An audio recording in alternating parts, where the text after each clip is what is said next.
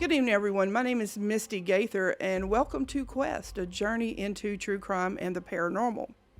I have my guest. She started off as, a citizen of New Orleans, and now she belongs to San Fernando Valley in California. And everyone, please welcome Marlene Sharp to the show. Hello, and you Hi. get a bonus plus one. This Okay. is Blanche DuBois Sharp, Yes. and Hey. she's my business partner, so she usually sits in on all the Zooms. Yeah, that's great. And you know what? I have done some research on Blanche DuBois Sharp, and I will be happy to bring it out later into the show. She has a Right? quite of a resume herself.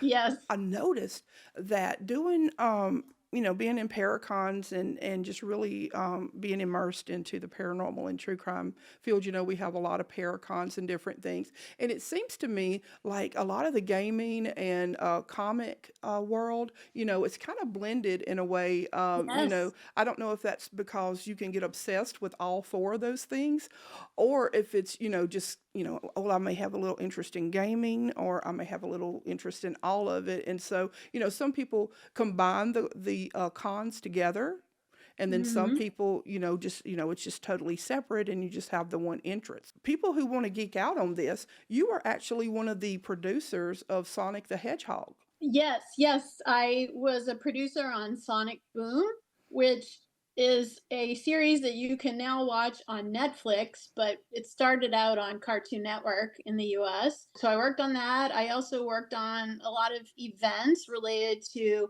Sonic the Hedgehog's 25th birthday. He's now 30 something, but around the time when he turned 25, we did a big birthday party for him at the House of Blues in San Diego during Comic Con. So I'm very well acquainted with cons, but mostly the nerd con kind. I've actually never been to Crime Con or Paracon or anything other than gaming and nerd culture cons. So that I'm dying to do it though. My dream is to go to Crime Con. Oh yeah, mine too. Because I mean, they have a lot of the heavy hitters that are there. Like Nancy Gray, Stephanie Harlow, and who I would really like to meet. What is Who's his that? name? Keith Morrison from Oh Dateline. yes. Oh Yeah, yes. isn't that great? And I just found out the other day that he was Matthew Perry's stepdad. I had no idea until Yes. like 2 days ago. Yes, I did know that. And gosh, I wonder if that is affecting his schedule or certainly his life, but I wonder if he scaled back in his business at all because I guess it's national news that there was a big indictment that happened last week. Five people close to Matthew Perry were indicted for his death. Keith Morrison is involved in his own true crime situation. Right. And I mean, he's been with Dateline, I think, since 1994. And Yeah, a so, I long mean, time. yeah, what 30 years he's been on, and it just, kind of grew up with watching him. And if anybody can point people in the right direction and maybe even solve a crime, I would say that would be Keith Morrison, because he is just, he's just one of my favorite, investigators on TV. Yeah. Right. So, Yeah, so same. well, so when I was researching you, I mean, you were just like, well, I guess I say a Jill of all trades, and stand-up comedian. You are also the CEO of Pink Poodle Productions, and you have lots of clients. And so, just kind of tell my viewers about what that entails. My background in the entertainment industry is eclectic, but it started with an interest in performing arts. I'm actually a graduate of Loyola, New Orleans, received a bachelor's of arts degree in drama communications from Loyola, did an internship at WWL TV, Oh, okay. and yeah, and then I moved to San Diego for graduate school. So I earned an MFA in musical theater from San Diego State, and then moved to Los Angeles after that. And I've been here in Los Angeles, and I have done quite a bit of performing, but I haven't earned quite a bit of money from it. So I always had to do other things in the entertainment business to sustain myself. But luckily, I've always been interested in all aspects of show business. Through temping is how I became involved in merchandise driven entertainment. So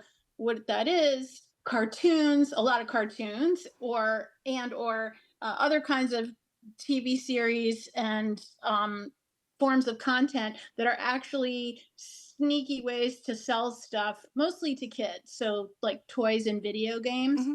And so I've worked at Disney, worked for Sega, another video game company called Level 5, various other companies that you probably haven't heard of, but you might be familiar with some of the intellectual properties like Power Rangers and Pink Panther. They And sound familiar. Yeah, no, I really, yeah, I do know. Yeah, I do know about yeah, them. So that's really cool to have that, that background and on your resume. And when you were saying like some of the cartoons and stuff, and me being so interested in true crime, I guess it started actually when I was a lot younger and would watch Scooby Doo. So oh, I that think was one of my favorites too. yeah, so I guess that's where I got the bug, about the paranormal and stuff. So I mean, you've done so much. I mean, you were into the Agency of Cultural Affairs in Japan. As a freelance producer, I have worked on a lot of projects for different entities, and I have done a lot of collaboration with Japan. Japan has a number of government agencies that support their entertainment industry, and a lot of what they do to promote film and TV and anime, manga, they will have special screenings and symposiums and so forth in Los Angeles. So I've been involved in orchestrating some film festivals, and they call them business matching sessions, where they'll bring entertainment executives from Japan or Korea. I've done it for Korea too. They'll bring a number of people who are esteemed in that area of the world to Los Angeles, and then there will be a number of meetings set up for these executives, and I'll be the person setting those meetings for them to network and try to sell their projects outside of their home territory. So I noticed that you're, you know, having to take care of Blanche DuBois Sharp, and I mean, like I said, when I was doing the research, I mean, Blanche could have her own, show or whatever, because I mean, she has been on the red carpet more than one time. She Yep. I don't know if she was in Puppy Bowl or she went to the premiere of one of the years of Puppy Oh, Bowls. we covered it. Yeah, covered We it. Yeah. covered it for Global Toy News as journalists, Hmm. and then we published some things on medium.com about our experience at the pup rally associated with the Puppy Bowl. So we didn't actually go to the event. We went to the pre-event party, and we've done that 2 years in a row now, and it's very wonderful experience. Yeah, it looked like it would be a lot of fun, and you definitely walked away with a lot of swag. Yes, we did. So We I did. mean, And great photos too. yeah, Great yeah. photos that I think this year we'll use one of the images for our holiday card. We did it last year too, because there were so many photo opportunities. You're from New Orleans, and are you still a Saints fan, or have you crossed over in like Chargers and Rams or whatever, 49ers or Misti, whatever? I gotta tell you, I was a fish out of water in New Orleans. I am like the worst representative of our state and city ever. I So don't know. I do not like football at all, Mm, nor do I like anything about it. Please don't take offense at that. It's just I none was born. taken.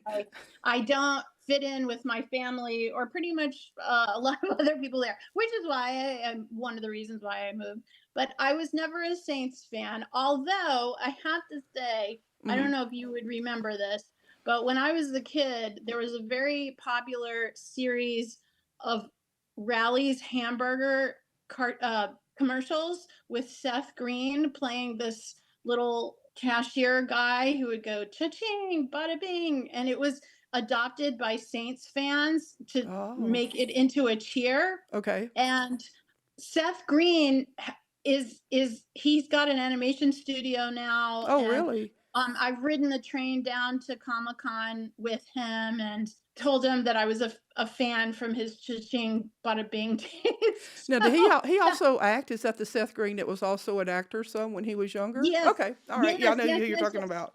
Yeah. Yeah, he was on Buffy. Yeah, He was yeah. one of the regulars on Buffy, red hair Hmm. guy. Yeah, so he's one of the producers and creators of Robot Chicken, Oh, okay. Yeah, and I've seen that. Yeah. he's very accomplished in the world of stop motion animation. He's worked in all kinds of animation, but that's really what he does most of the time. I think he does acting here and there, but most of his day to day is this company that he has, Stupid Buddy. It's called Stupid Buddy Studios, There and you go. Robot Chicken is one of his big Yeah, that's pretty big. things. That's on Yeah, what, yeah, Cartoon Network, and I believe so. Yeah, yeah. yeah. So I guess So I'm a Saints fan by way of Seth Green and like uh, proxy, a Saints fan yes, by proxy. exactly, Okay, I got you, and exactly. that's So okay. Well, I don't take offense, you know. So everybody can't be, into football and all that. Um, so I thought it was funny how I was reading an article about you, and it's something like a kind of. So I wanted to ask you, was this really fake news? Is it's is the term is coined now as fake news, if anything. And so it said that you had something to do with uh, and I'm sorry because I can just think of the song over and over and over in oh my head. You know what I'm going to say? You know what I'm going to say? With yes, Baby Shark. yes. Yes. And it was That like it Chat has, yes. GPT is a crafty thing. It's a crafty thing.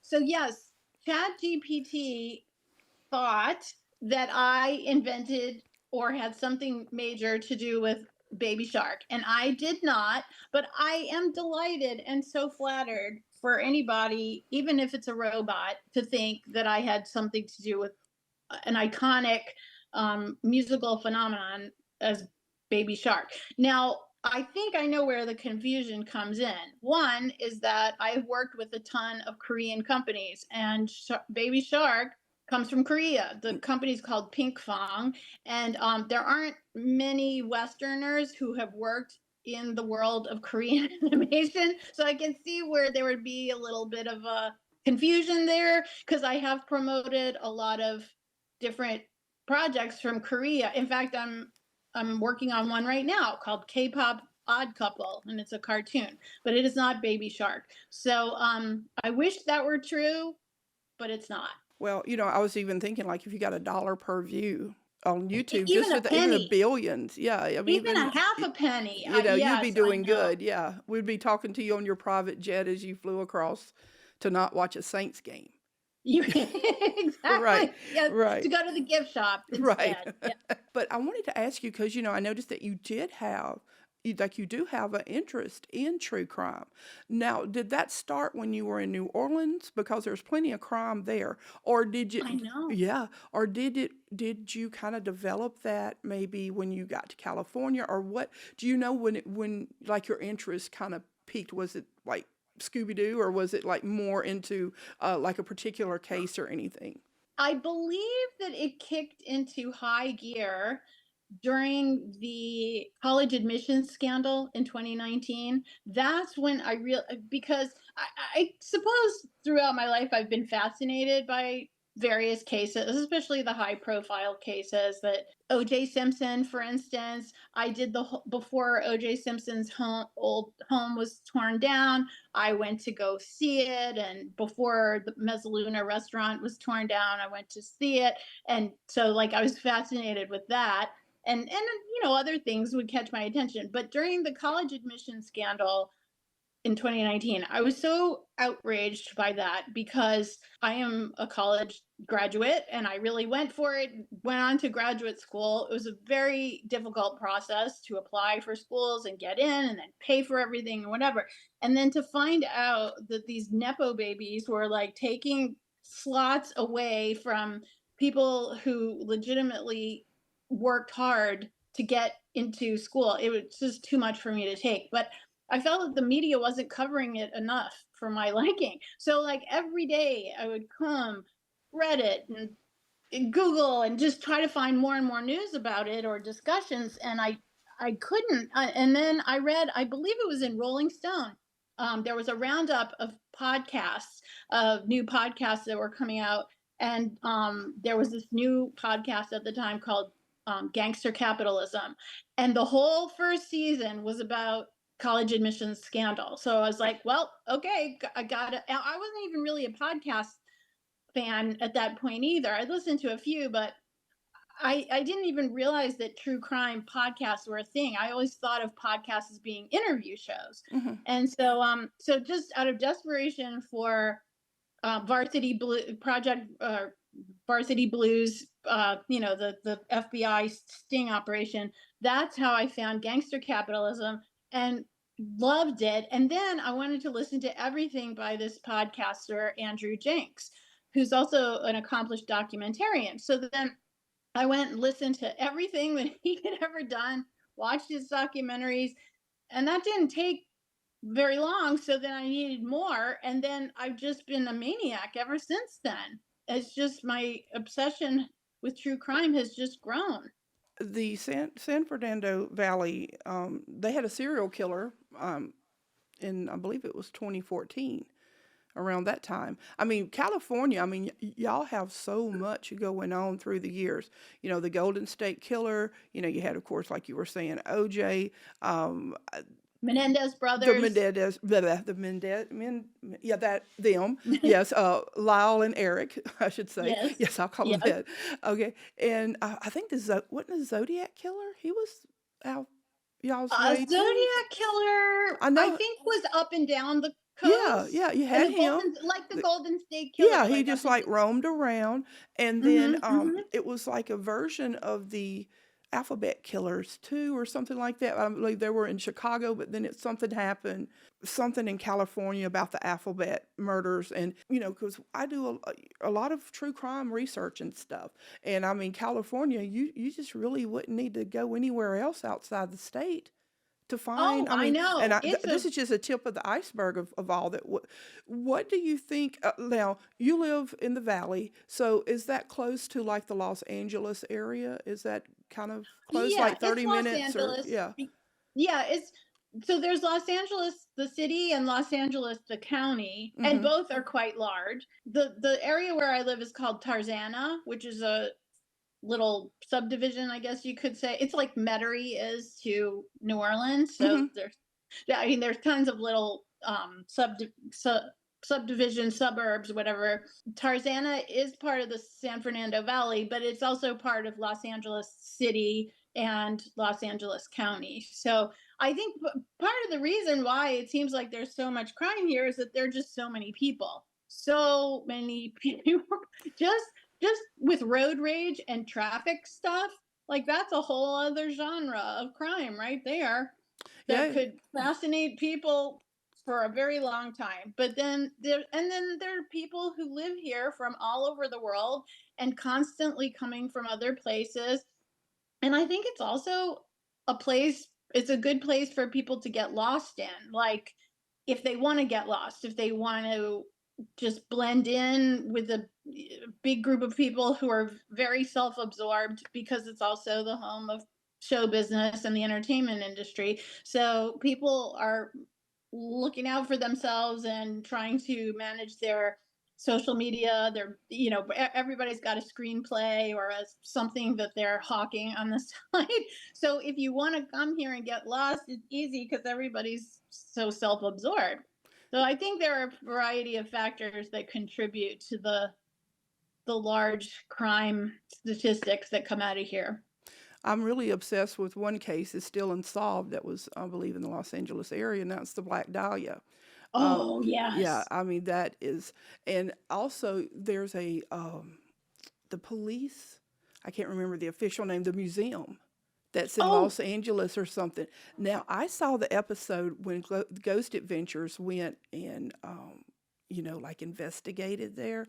That was so very interesting. If you haven't watched it yet, oh you yeah, I really need to. haven't. Yeah, you really need to, because it was just so interesting, because they had, because you had the Manson murder stuff, and they had like Yes. still in evidence like the ropes and from Sharon Tate and everything. They had everything Oh, like boxed. nice. So it was really interesting about so many artifacts from throughout history of different crimes and murders and different things that happen, bank robberies, and and they have it all on display where you can go and and just view and learn, about a history. Even though it's a dark side of life, it's still a part of us and still a part of history, and kind of makes us who we Oh yeah.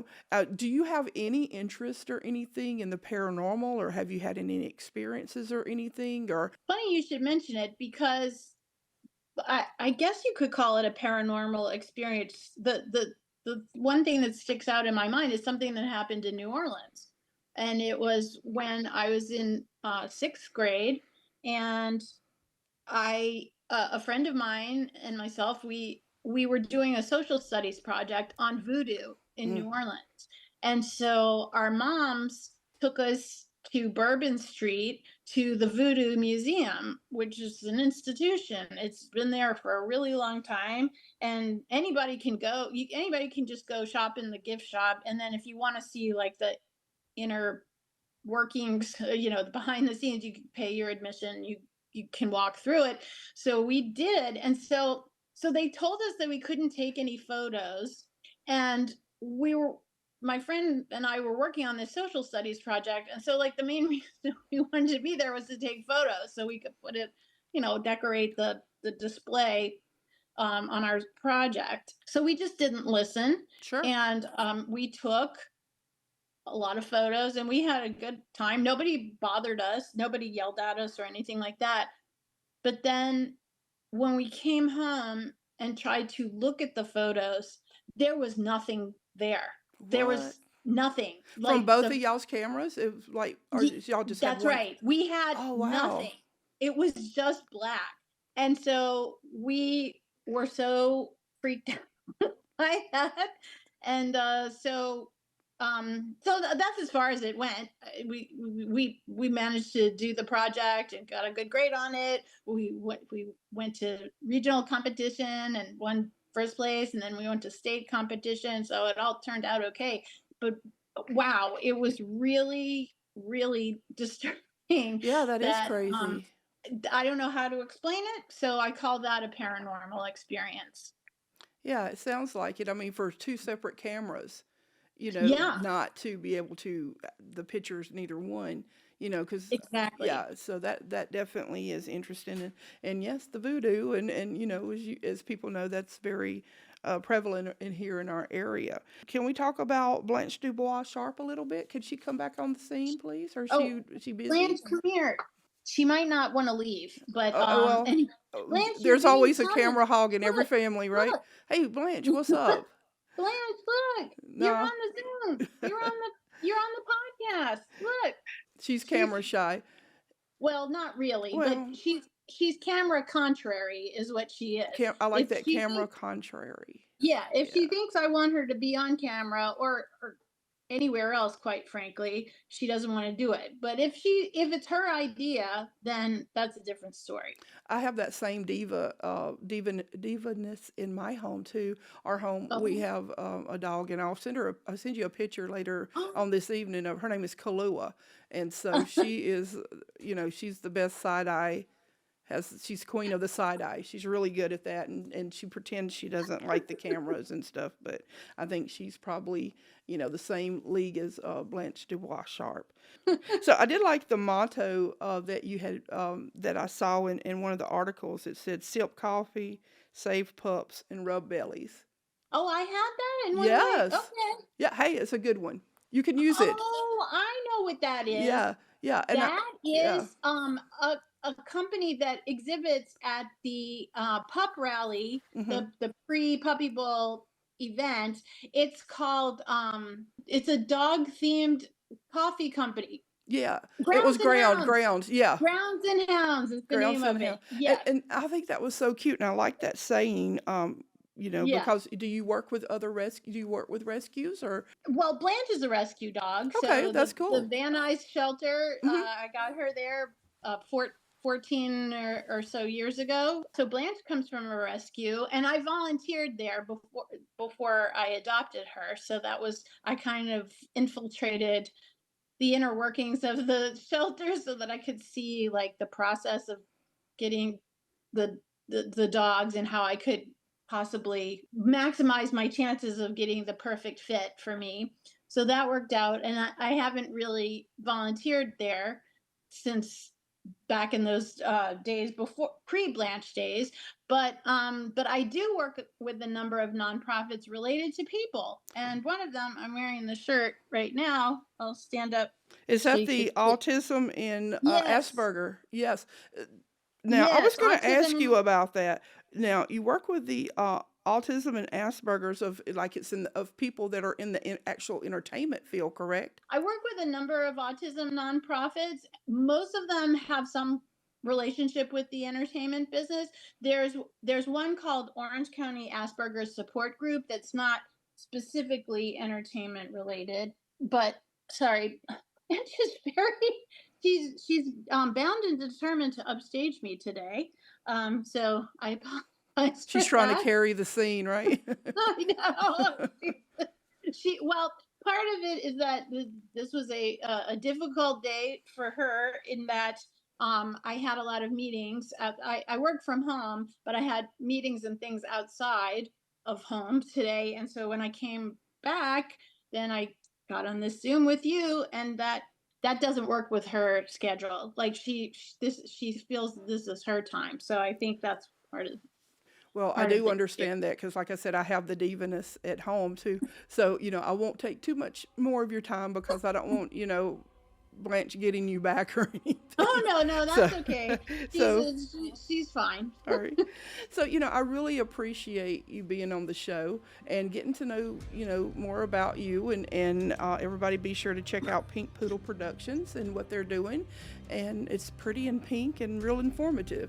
And so everybody all the way, like I said, from New Orleans to San Fernando Valley, which is a long ways. Marlene Sharp, thank you so much for being on the show. And thank you also to Blanche. And we appreciate y'all and hope to see you again soon. Thank you, Misty. It's Right. been a pleasure. Thank you. Have a good night.